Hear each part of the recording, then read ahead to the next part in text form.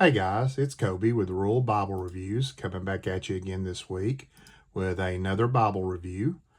This week I'm reviewing the ESV Diadem.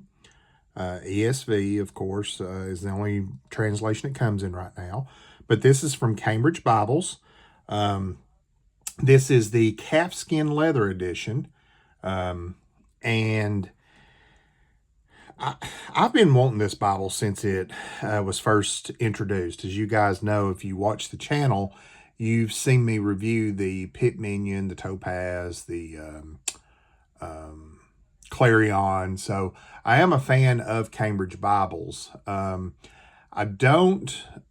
I've got another one coming that I'm going to review next week, but we'll talk about that next week. It's going to be a surprise, but I like I say, I've wanted this one since it was first introduced because, I have the Pit Minion and I like the Pit Minion, but as I've mentioned before, my eyesight, isn't the best in the world.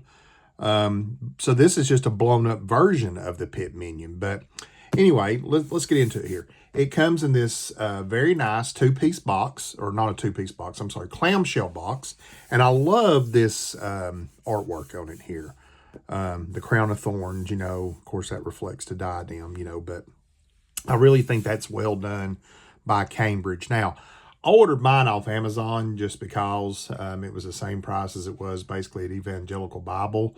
So I'm not going to have your ISBN because when you order from Amazon, they cover it up. And I was trying to peel it off, but it was going to take the whole thing off. So sorry about that. But there's an example of the text block there on the back of the box. You can pause that if you would like. But this is the, like I say, it's an enlargement of the Pit Minion. It is black calfskin leather binding. It is a red letter text. It has 8.1 point lexicon font, so it is a readable text. It does have the references, the concordance, which, like I say, if you're familiar with the Pit Minion, it's the same exact Bible. It's just, in the diadem. But here it is. Here's the Bible. And I like this because, on the Pit Minion, you don't have Holy Bible stamped on the front. And they don't do that on the Clarions either. I know they don't do it on all of their editions, but a lot of their editions, they do stamp Holy Bible on the front. So to me, that gives it the classic Cambridge look. But this calfskin is very smooth. As I've mentioned before, and if you watched my interview with the Here I Stand Theology podcast, my first true premium Bible I had was the ESV Topaz by Cambridge in calfskin. But this calfskin feels a lot different than the calfskin that was on the Topaz. And it's got that same vinyl liner, but this is a little bit floppier in the hand and everything. But anyway, we'll get into it here. You can see it does have a bit of a grain pattern, but it's not super grainy. It's smooth, but yet grainy. It's just one of those you got to feel. But as you can see, it is perimeter stitched. On the side here, you have 1, 2, 3, 4, 5 tooled hubs. You have Holy Bible, English Standard Version, and of course you have Cambridge. It does have 3 double-sided satin ribbons, and it does have red under gold art gilding.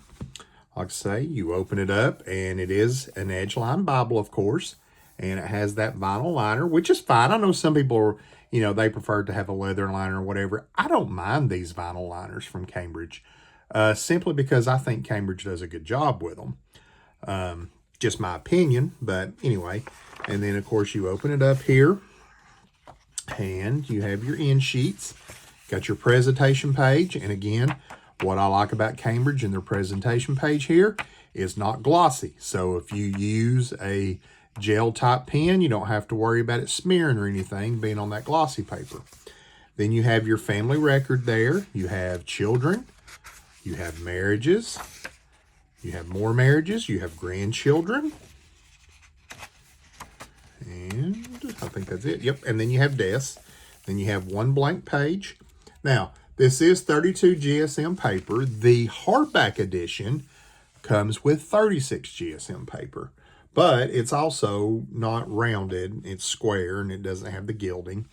But I do know, like Jeff Rice, he does his Isaiah line with a lot of the diadems, and he uses the hardback and puts in the Three Beresford ribbons and all that. So that would be a nice pickup. I think he might be a little bit cheaper too than what this edition was. I personally just wanted this edition. That's just me. But anyway, we'll get into why I did that later on. Then you got your next title page, and I like how they have this and everything. But here's your publisher's page. And as you can see, this is the 2016 text edition. And you can see that it was, sorry, I lost my train of thought. It was, it does have that 8, well, it says here an 8.2 font, but on Evangelical Bible's website, it says 8.1. But anyway, but the paper was supplied out of France, and then this was printed and bound in the Netherlands by Royal Youngblood. This paper, it kind of reminds me of the Topaz paper. I know the Topaz paper is from India, and it's coated, but this has kind of got like a coating on it too, feels like to me. But anyway, you got your table of contents, you've got your books of the Bible in alphabetical order, and then you got your preface to the ESV. And like I said, you know, I always say, always read that if you're not familiar with your translation. Now, one thing the Diadem has here that I've seen other reviews and I think is very neat is this chronology of rulers during biblical times. I'm kind of nerdy. I like history, so I think that's cool that they have this in here.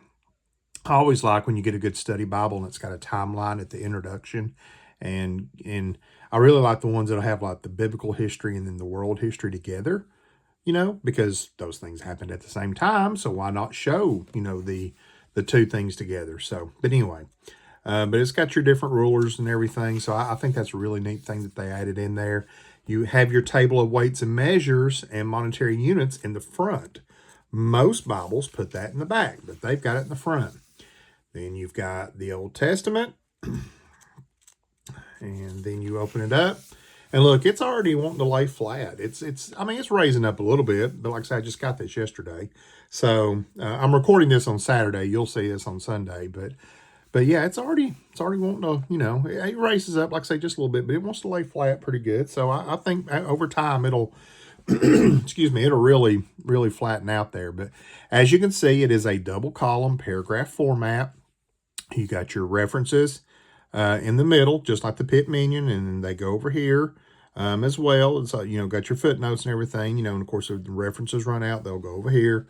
But yeah, it's an easy to read font. I mean, it's bigger than the Pitt Minion. So if you're familiar with the Pitt Minion or the wide margin, now known as the Aquila, pretty sure that this and the Aquila have the same size text. It's just that, of course, you're going to have your wider margins, and it's going to be a bigger Bible. So if you're already accustomed to those, then the Diadem will be no problem for you to just, you know, get acclimated to and pick up on. So but anyway, we'll flip through here. But yeah, I really, like I say, I was really excited. And here we are in the Psalms. This is where I'm at in my reading right now. I'm in 119. So, but as you can see, here's one of those red ribbons. I think those are really nice ribbons. I know a lot of people like thicker ribbons. I like the thicker ribbons and everything. But these thinner ones in a Bible this size is perfectly fine. They are double-sided satin ribbons, so I think they're fine. There's no problem there. But this is, of course, I forgot to mention this. This is a sewn binding, so it's you know, it's going to hold up and everything. But the poetic setting, you know, it is line matched. There's hardly any show through. You know, the camera adds more to it than what there really is. So we'll keep flipping through here. Let you see more poetic settings there. And then there's the regular. As you can see, when you get to a regular paragraph format, there's nowhere near the show through. And here's a good example of, here's your cross references, and they carry over to here, and then there's your footnotes. So you can see how, let me just pick this up. You can really see how that is set up and everything. But anyway, let me get over here, and you can, and look at that gilding, how good it looks. I think they do really good on their gilding. They're not too light like Crossway is on some of their gildings. Well, they're Chinese produced gildings. Let me change that. But it's also not so dark that it dominates and just, I just think it's a perfect blend, just my opinion. I know I signed, and also whenever it ends a book, it does pick up on the same page, just like the Pit Minion. So like I say, I know I'm repeating that, but there might be somebody out there that you've not seen a Pit Minion, or you didn't watch my video or somebody else's, so you're not familiar, but that's how it's laid out as well. And then you get over to the end here, and it says the New Testament. And then you get right into the New Testament. And as you can see, this is a red letter text. I will mention that the hardback edition is a black letter text. So there is that. Now, also I'll mention that this is the one without the Apocrypha. They do make this edition with the Apocrypha, if you're interested in that. I personally am not, because me being a evangelical, I do not think that the Apocrypha is inspired. I'm not against someone having a copy of it. I've thought about just getting a copy of just it by itself. But it's not, necessarily something that is on my list of things I'm going to buy. But I may own a copy one day. But anyway, I do think that they do their red letters well. I've always thought that about Cambridge. I do like that. So, and something else I wanted to point out that I really think is and I'll let you see how floppy that is in the hand, but it's easy to hold too. So, but something I do like that they do, look at these cross references here. Look how they bold the verse number, and then they have your cross reference right after that. I think that's a good touch. That makes it easy to find, in my opinion. So, but anyway, this, it turns easy. The pages are easy to grip. Like I say, that coating on there is just something to it. I think it's really nice, but let me keep going here, get to the end. Now, I do think that the next edition that they're going to do in this is maybe, did I read the New American Standard, I think? I could be wrong, but I believe so. But anyway, you get to the end of Revelation, you got one blank page, and then it says the Concordance. Now, your Concordance, they didn't really, blow it up, so it's still kind of small and everything. But look at that, you could jot some things down here if you wanted to.